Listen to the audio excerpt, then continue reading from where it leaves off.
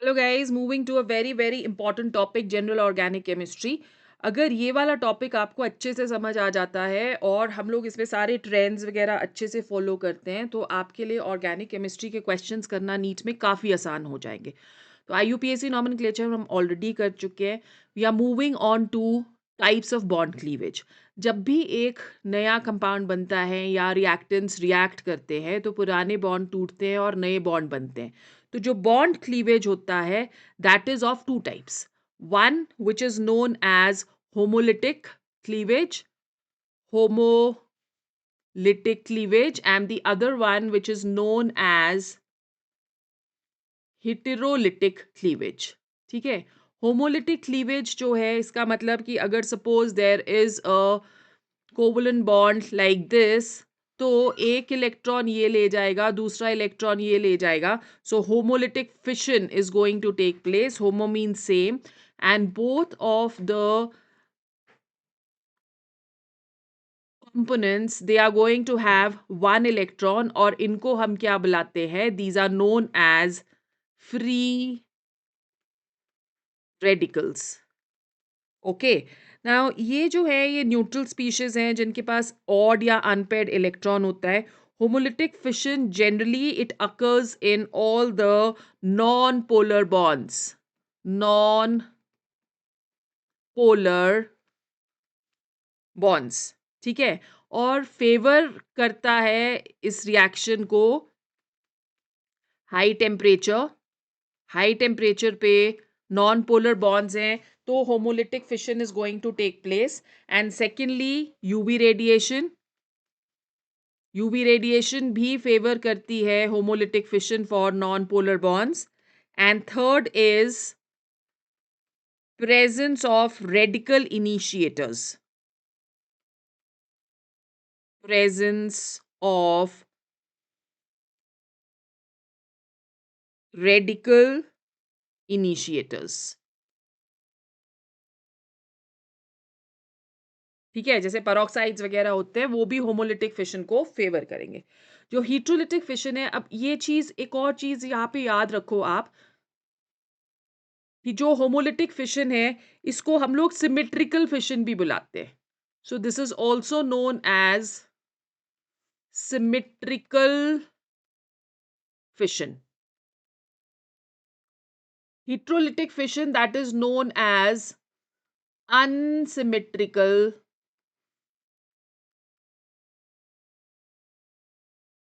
fission. ठीक है। और heterolytic fission में the electron will, both the electrons will go to one component. तो अगर आपके पास इस तरह से AB है तो both the electrons will go to one component. Therefore we are going to get a positively charged and a negatively charged ion. ठीक है।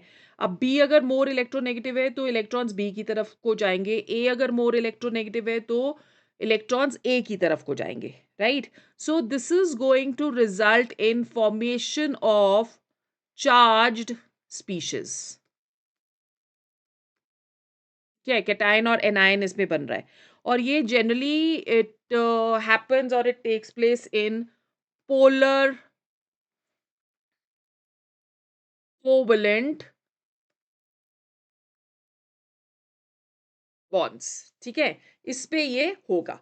फिर उसके बाद what are the types of reagents? Again this is a very very important topic.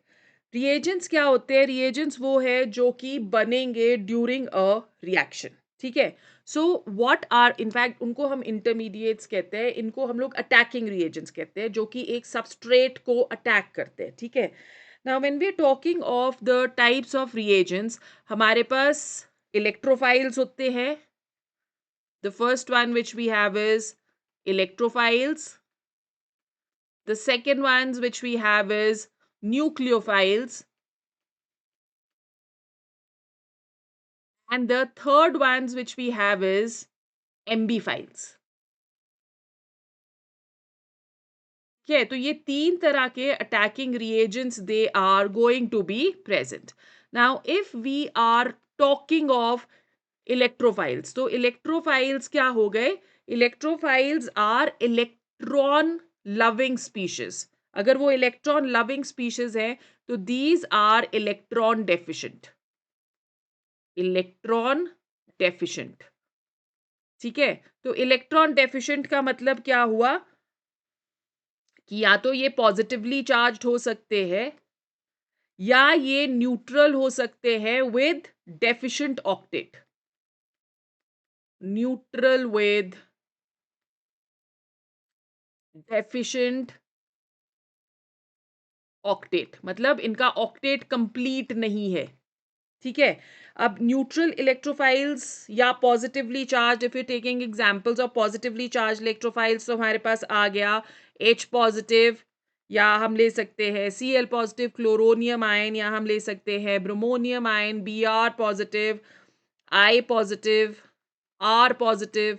So these are all examples of positively charged electrophiles. और neutral electrophiles जो है, they can be free radicals with one unpaired electron, ठीक है, और they can be carbenes, Cr2, तो ये भी unpaired electron है इसके पास, तो इसके पास भी ऑलवेज एक टेंडेंसी रहेगी to attract the electrons. Apart from that, deficient octet वाले जो है, that can be BF3, that can be AlCl3, that can be FeCl3, that can be ZnCl2 and so on. ठीक है, एक और चीज इलेक्ट्रोफाइल्स के बारे में याद रखो कि वो हमेशा अटैक करेंगे उस सबस्ट्रेट मॉलिक्यूल को जहां पे हाईएस्ट इलेक्ट्रॉन डेंसिटी है। So they are going to capture the site of और attack at the site of highest electron density. ठीक है, फिर उसके बाद हमारे पास आ जाते हैं nucleophiles. Now what are nucleophiles? Nucleus loving. Nucleus loving का मतलब हुआ they are going to be electron rich. They can be of two types. One is negatively charged, and the second one is neutral with lone pair of electrons.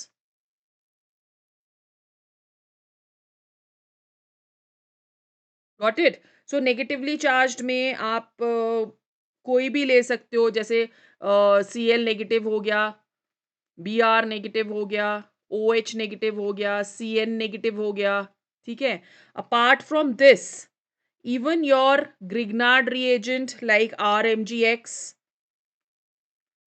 or alkyl lithium RLI, sodium borohydride NaBH4 or lithium aluminium hydride, all these they are negatively charged nucleophiles. ठीक है, lone pair of electrons वाले आपके पास कौन कौन से आएंगे? That is going to be water, H2O. It has a lone pair of electrons. ठीक है, हाँ जी।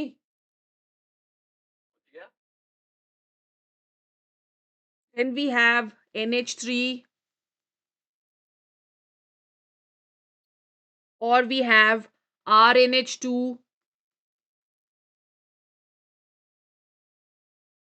ROH. सो जहां पे भी इधर लोन पेयर ऑफ इलेक्ट्रॉन्स है, वो सारे के सारे क्या है? They are nucleophiles. रिमेंबर कि न्यूक्लियोफाइल्स हमेशा अटैक करेंगे उस सबस्ट्रेट मॉलिक्यूल पे which has lowest electron density, तो site of lowest electron density. ठीक है, ये सब रिएक्शन मैकेनिज्म्स जो हैं, ये आपको प्रोडक्ट को आइडेंटिफाई करने में हेल्प करते हैं, राइट? फिर उसके बाद हमारे पास आते हैं ambiphiles. Now what are ambiphiles? Ambiphilic reagents जो है, उनके पास दोनों साइट्स हैं। इलेक्ट्रोफिलिक साइट भी है which is the electron attracting, और इलेक्ट्रॉन रिपेलिंग साइट भी है which is the nucleophile. So electrophile and nucleophile both are going to be present. An example which we can take over here is that of water. ठीक है, अब water के पास दो attacking sites हो सकती हैं। अगर यहाँ पे इस वाली साइट को हम लोग देखते हैं तो ये इलेक्ट्रॉन रिच है, so that is why this site is the nucleophilic site. ठीक है, और हाइड्रोजन जो इसका है वो इलेक्ट्रॉन डेफिशिएंट है, so this is going to be the electrophilic side. So this is one molecule which will have both, right? So we have now understood what electrophile is, what nucleophile is, and what MB-phile is.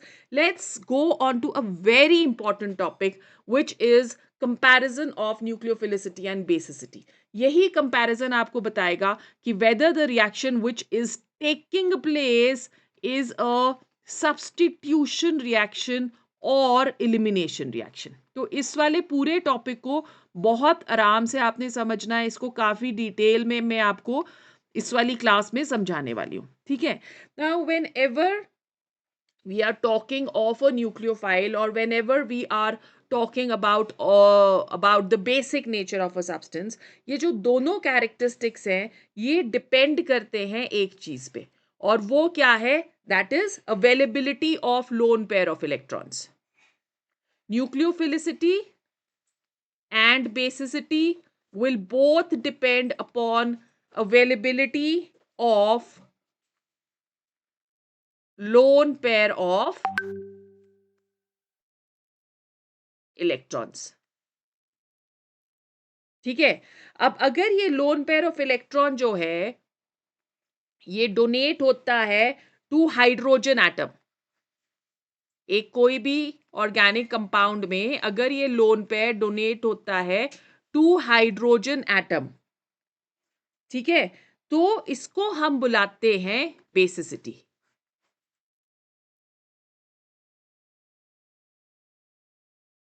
Please बहुत ही carefully इसको understand करो कि अगर loan pair of electrons जो है वो hydrogen atom को donate हो रहा है तो उसको हम बुलाते हैं बेसिसिटी, ठीक है? और अगर वो डोनेट हो रहा है टू द कार्बन एटम, ये आपने आइडेंटिफाई करना है, टू द कार्बन एटम, तो then that is known as what? It is known as nucleophilicity. Nucleophilicity, right? So let's understand this with the help of an example. जैसे for example nucleophile attack कर रहा है, ठीक है,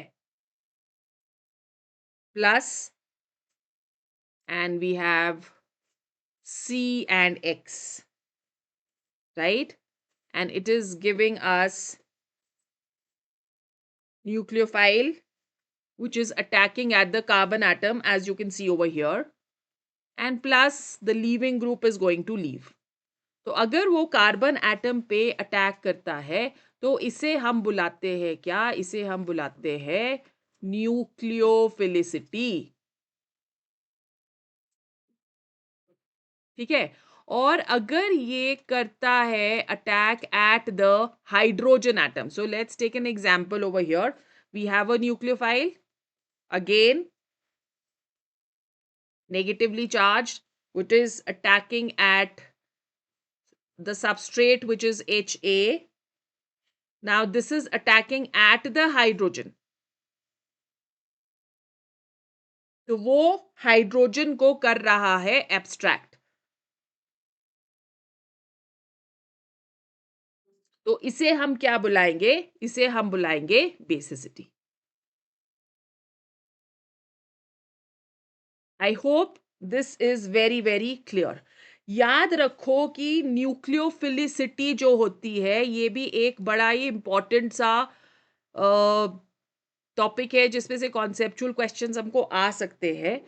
याद रखना है आपने कि न्यूक्लियोफिलिसिटी डिपेंड करती है upon the rate constant of the reaction. It will depend upon rate constant of the reaction, velocity constant, kinetics के ऊपर, ठीक है? क्योंकि ये काइनेटिक्स के ऊपर डिपेंड कर रही है तो जो न्यूक्लियोफिलिसिटी है वो गवर्न करेगी kinetics of a reaction, governs kinetics of a reaction, ठीक है? फिर उसके बाद जो बेसिसिटी होती है, basicity is going to depend upon what? Let's C.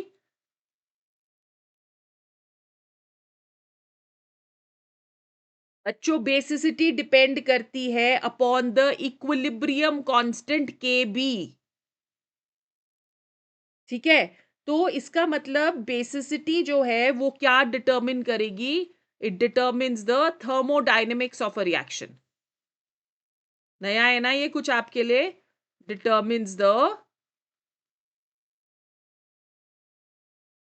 Thermodynamic of a reaction.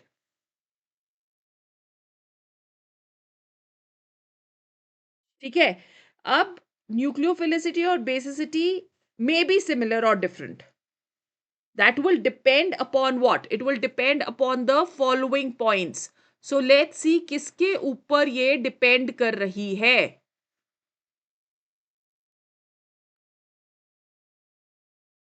Number one,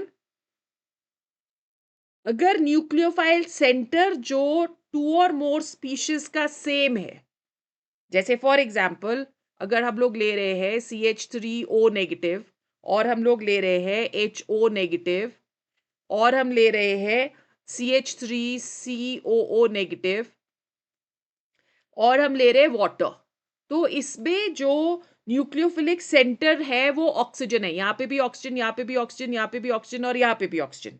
ठीक है, तो न्यूक्लियोफिलिसिटी और बेसिसिटी एक दूसरे के पैरेलल होते हैं. Right, so more the basic species for such cases, more the basic species, stronger is the nucleophilicity. Stronger is the nucleophilicity. समझ आ गया? ठीक है, तो अगर सेंटर जो है वो सेम है तो जितनी ज्यादा बेसिक स्पीशीज होगी उतनी ही स्ट्रॉन्ग न्यूक्लियोफिलिसिटी होगी. अब इन सब स्पीशीज में nucleophilic atom is the same, तो nucleophilicity is parallel to basic strength. और ये जो बेसिक स्ट्रेंथ है वो डिपेंड करती है on the relative strength of conjugate acid. ठीक है, मतलब कि अगर stronger the conjugate acid, stronger the conjugate acid, weaker will be the base.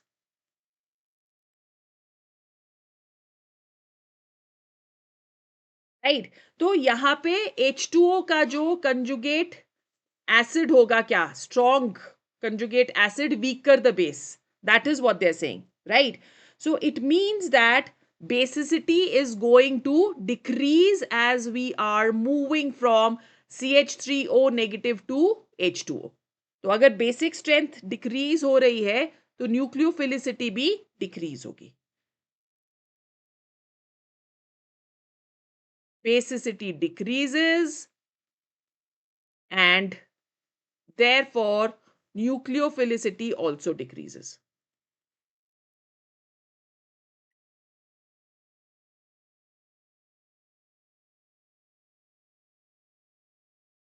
ठीक है, इसको अच्छे से समझ लो.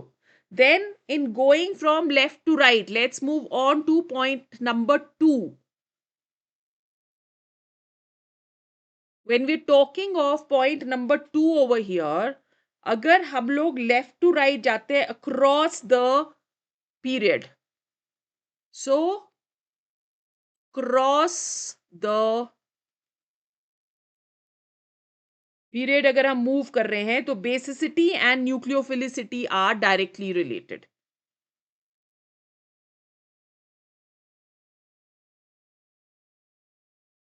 And nucleophilicity are directly related. ठीक है, एग्जाम्पल में अभी आपको एक्सप्लेन कर रही हूं. तो if we are taking for example CH3 with a negative charge. We are taking NH2, we are taking OH, and we are taking F negative. ठीक है. So both the characteristics जो हैं basicity as well as nucleophilicity वो decrease होंगे जैसे जैसे electronegativity जो होगी एटम की, जिसके ऊपर लोन पेयर ऑफ इलेक्ट्रॉन्स हैं, वो इंक्रीज होगी. तो इसका मतलब यहाँ पे कार्बन से जब हम मूव कर रहे हैं to nitrogen to oxygen to fluorine, fluorine is most electronegative. So fluorine is going to be least basic and fluorine is going to be it will have the least nucleophilic character. ठीक है. तो यहाँ पे basicity and nucleophilicity both decreases. Basicity and nucleophilicity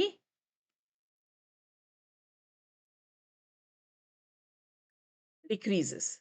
समझ आ गया. Across a period move करेंगे तो जितना ज्यादा इलेक्ट्रोनेगेटिव एलिमेंट होता है जिसके ऊपर लोन पेयर ऑफ इलेक्ट्रॉन्स है, उतना ही वो कम बेसिक होता होगा और उतना ही वो कम न्यूक्लियोफिलिक भी होगा.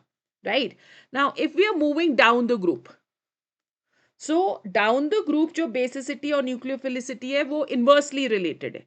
सो number 3, now we are doing a comparison down the group. ठीक है. सो डाउन द ग्रुप अगर बेसिसिटी डिक्रीज करती है तो न्यूक्लियोफिलिसिटी इंक्रीज करेगी. तो जैसे अगर हम लोग हेलोजेंस ले रहे हैं, fluorine, chlorine, bromine and iodine, ये हमने ले लिया. तो इस फ्लोरीन से आयोडीन अगर हम लोग जाएंगे तो बेसिसिटी करेगी डिक्रीज. ठीक है. और न्यूक्लियोफिलिसिटी करेगी इंक्रीज. Got it. अगर हम कंपेयर कर रहे हैं NH3 एंड PH3 को, तो in this case also same, basicity is going to decrease and nucleophilicity is going to increase. Right. और अगर हम लोग वाटर से जा रहे हैं H2S, कंपेयर कर रहे हैं, same, basicity is going to decrease and nucleophilicity is going to increase. Right. अब ये ऑपोजिट बिहेवियर क्यों शो करता है? इसलिए शो करता है कि बेसिसिटी और न्यूक्लियोफिलिसिटी डिपेंड करते हैं डिफरेंट फैक्टर्स के ऊपर. जब हम लोग बेसिसिटी की बात कर रहे हैं तो basicity is directly related to, very important, ये आपको और भी आगे कहीं लग सकता है point. So this is directly related to the strength of the hydrogen element. Understood. The strength of hydrogen element. जो हाइड्रोजन और एलिमेंट के बीच में बॉन्ड होता है उसकी स्ट्रेंथ के ऊपर बेसिसिटी डिपेंड करती है. जबकि जो न्यूक्लियोफिलिसिटी है वो इनडायरेक्टली रिलेटेड है to the electronegativity of the atom. So this is indirectly related to electronegativity of the atom.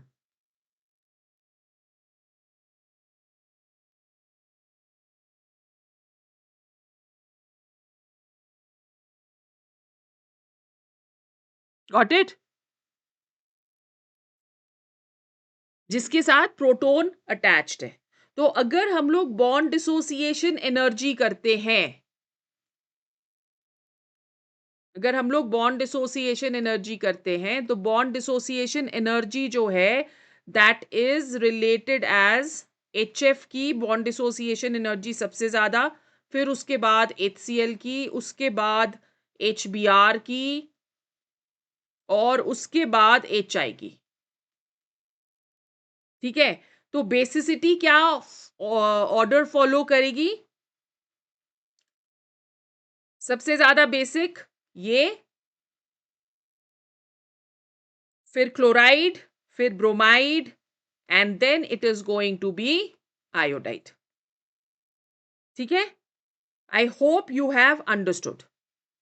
Then how does electronegativity of atoms जो है वो किस तरह से इफेक्ट करते हैं बेसिसिटी एंड न्यूक्लियोफिलिसिटी. ठीक है?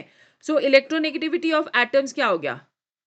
Fluoride is more electronegative than chloride, more electronegative than bromide, more electronegative than iodide. So nucleophilicity opposite order करती है. न्यूक्लियोफिलिसिटी जो ऑर्डर फॉलो करेगी वो होगा I negative, Br negative, Cl negative and F negative. जितना ज्यादा इलेक्ट्रोनेगेटिव कैरेक्टर उतनी कम nucleophilicity. Right. अब अगर एटम बॉन्डेड है टू अ न्यूक्लियोफिलिक सेंटर, उसके पास एक लोन पेयर ऑफ इलेक्ट्रॉन्स भी है. राइट. जैसे फॉर एग्जांपल हम लोगों ने ले लिया peroxide ion. So peroxide ion is oxygen and oxygen. यहां पे भी लोन पेयर ऑफ इलेक्ट्रॉन्स और यहां पे भी lone pair of electrons. In such cases अगर हम पेरोक्साइड आयन और OH नेगेटिव लें, ठीक है, हम क्या बोल रहे हैं कि when the atom bonded to the nucleophilic centre also has a lone pair of electrons, तो न्यूक्लियोफिलिसिटी करेगी इंक्रीज और बेसिसिटी करेगी डिक्रीज. तो अगर हम पेरोक्साइड आयन ले रहे हैं तो ये ज्यादा न्यूक्लियोफिलिक है. This is more nucleophilic because जिसके ऊपर नेगेटिव चार्ज है उसके ऊपर लोन पेयर ऑफ इलेक्ट्रॉन्स भी है. Right. And this is more basic as there is not going to be a lone pair of electrons. Another example I am doing over here is that of hydrazine, H2N. इसके ऊपर lone pair of electrons है. NH2 इसके ऊपर भी lone pair of electrons है. ठीक है? अब ये और हम NH3 को कंपेयर कर लेते हैं, तो ये ज्यादा न्यूक्लियोफिलिक होगा. दिस इज मोर न्यूक्लियोफिलिक क्योंकि lone pair of electrons present है. इसके ऊपर भी lone pair of electrons present है. राइट. बट स्टिल इसके ऊपर दो lone pair of electrons present है. So this is more nucleophilic and this is more basic. समझ में आ गया ना डिफरेंस? ओके. अब now there are organic compounds. Let me take a slide over here. अगर हमारे पास ऑर्गेनिक कंपाउंड्स हैं कंटेनिंग मल्टीपल बॉन्ड्स, जैसे फॉर एग्जांपल अगर हमारे पास है H2C double bond O, right. Carbon और मोर इलेक्ट्रोनेगेटिव के बीच में एक डबल बॉन्ड है. कार्बन और ऑक्सीजन के बीच में ऑक्सीजन ज्यादा इलेक्ट्रोनेगेटिव है कार्बन से. Right. And we are taking another example over here, H3C and C triple bond N. So यहां पे slight positive charge, slight negative charge, और यहां पे slight positive charge, slight negative charge, and there is a multiple bonding which is present. अब इधर carbon is going to behave as an electrophile.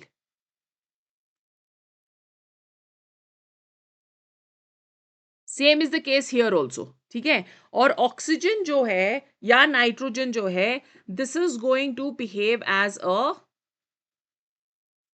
Nucleophile. Same is the case over here. Nitrogen is going to behave as a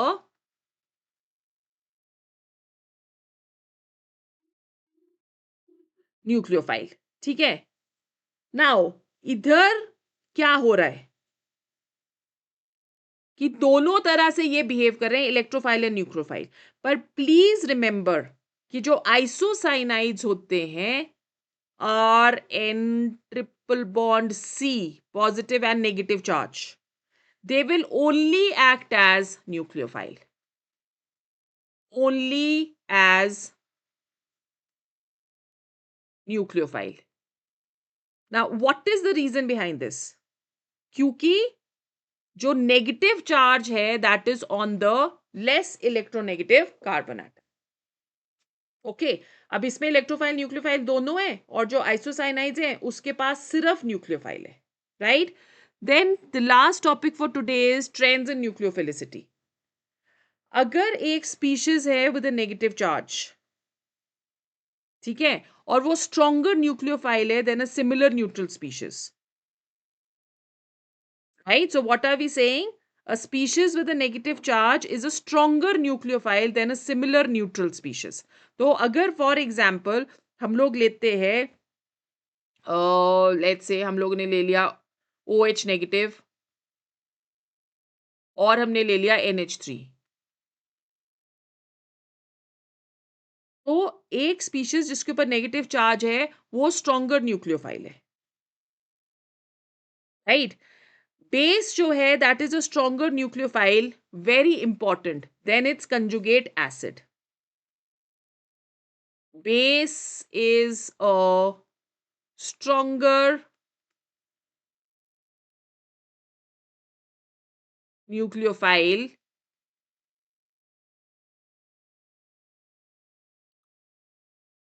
than its conjugate acid.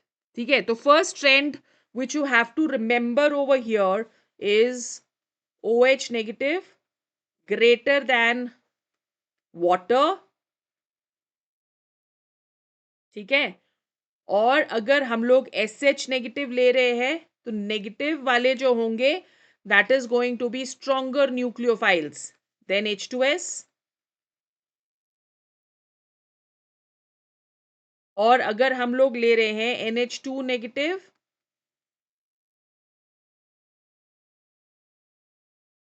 This is a stronger nucleophile than ammonia.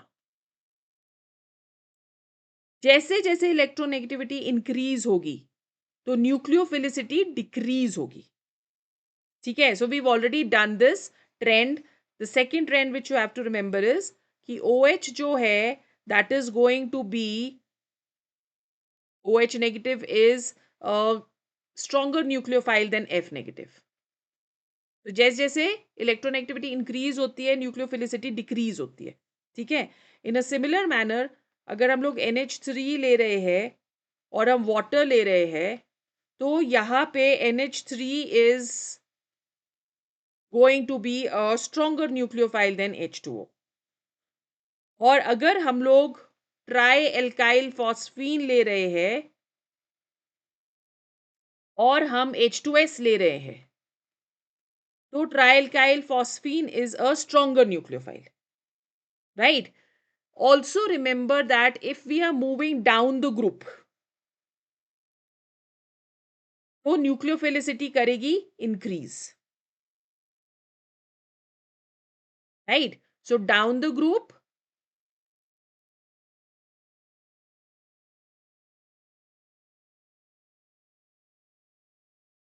nucleophilicity increases.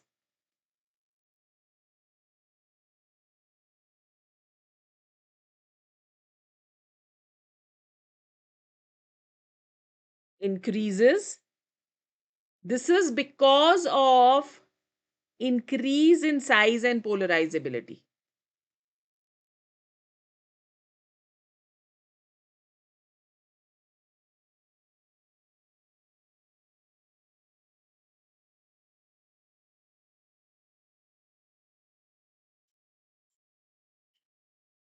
ठीक है, तो अगर हम लेते हैं iodine, so down the group, if we are going the nucleophilicity is increasing. तो iodide ion सबसे ज्यादा nucleophilic, then it is going to be bromine, then it is going to be chlorine, then it is going to be fluorine.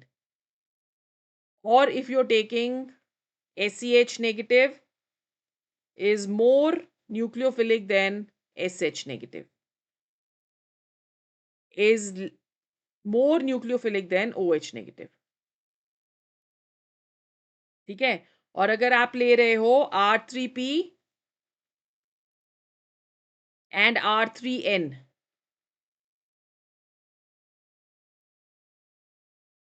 right? So then R3P is more nucleophilic than R3N. Have you understood? Also remember that if the substrate is a strong nucleophile,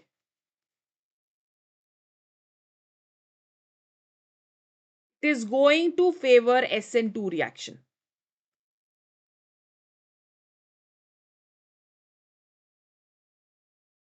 And if it is a weak nucleophile,